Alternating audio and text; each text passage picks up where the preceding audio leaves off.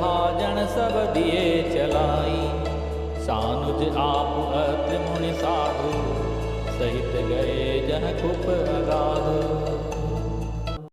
भरत जी ने अत्रि मुनि की आज्ञा पाकर जल के सब पात्र रवाना कर दिए और छोटे भाई शत्रुघ्न, अत्रि मुनि तथा अन्य साधु संतों सहित आप वहाँ गए जहाँ वह अथाह कुआं था। पावन पाथ पुण्य थल राखा, प्रमुदित प्रेम अत्रि अस भाषा। तात अनादि सिद्ध थल एहु, लोपेउ काल विदित नहीं केहु। और उस पवित्र जल को उस पुण्य स्थल में रख दिया।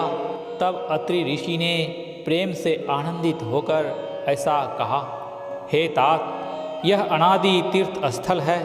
काल क्रम से यह लोप हो गया था, इसलिए किसी को इसका पता नहीं था।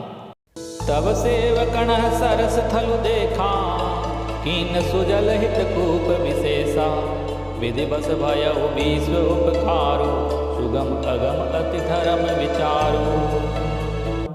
तब भरत जी के सेवकों ने उस जलयुक्त स्थान को देखा और उस सुंदर तीर्थों के जल के लिए एक खास कुआं बना लिया। दैव योग से विश्व भर का उपकार हो गया। धर्म का विचार जो अत्यंत अगम था, वह इस कूप के प्रभाव से सुगम हो गया। भरत कोप अब कहीं लोगा, अति पावन तीर्थ जल जोगा। प्रेम सनेम निम्मचत प्राणी, होई हई विमल करम मन वाणी। अब इसको लोग भरत कूप कहेंगे। तीर्थों के जल के संयोग से तो यह अत्यंत ही पवित्र हो गया।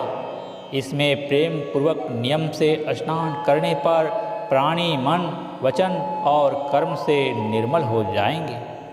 कहत कोप महिमा सकल, गए जहाँ रघुराम।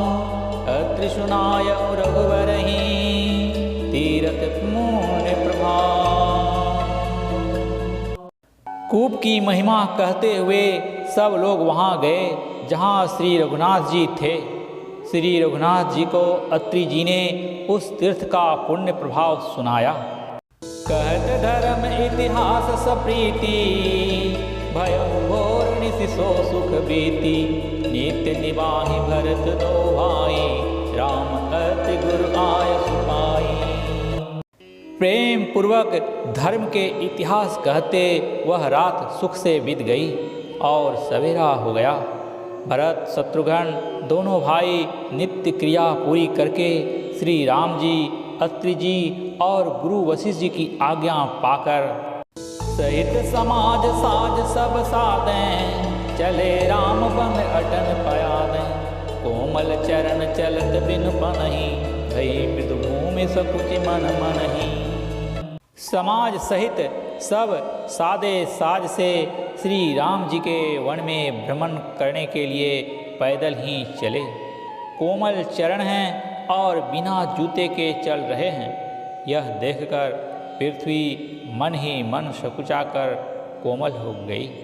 कुशकंटक कांकरी कुराई, कटुक कठोर कुबस्तु दुराई। मही मंजुल मृदु मार्ग कीने, बहत समीर त्रिविध सुख लीन्हे। कुश, कांटे, कंकड़ी, दरारें आदि कड़वी, कठोर और बुरी वस्तुओं को छिपाकर पृथ्वी ने सुंदर और कोमल मार्ग कर दिए। सुखों को साथ लिए सुखदायक शीतल मंद सुगंध हवा चलने लगी। सुमन बरस सुरघन कर छाही, बिटप फूल फल तृण मृदुताही।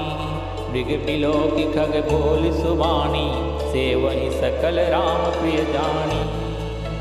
रास्ते में देवता फूल बरसाकर, बादल छाया करके, वृक्ष फूल फलकर, तृण अपनी कोमलता से, मृग पशु देखकर और पक्षी सुंदर वाणी बोलकर सभी भरत जी को श्री रामचंद्र जी के प्यारे जानकर उनकी सेवा करने लगे।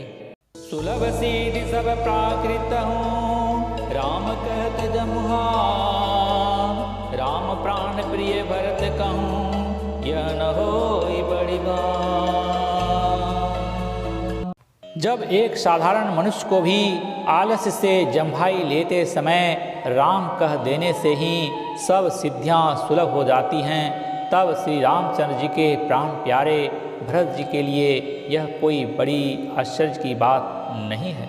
श्यावर रामचंद्र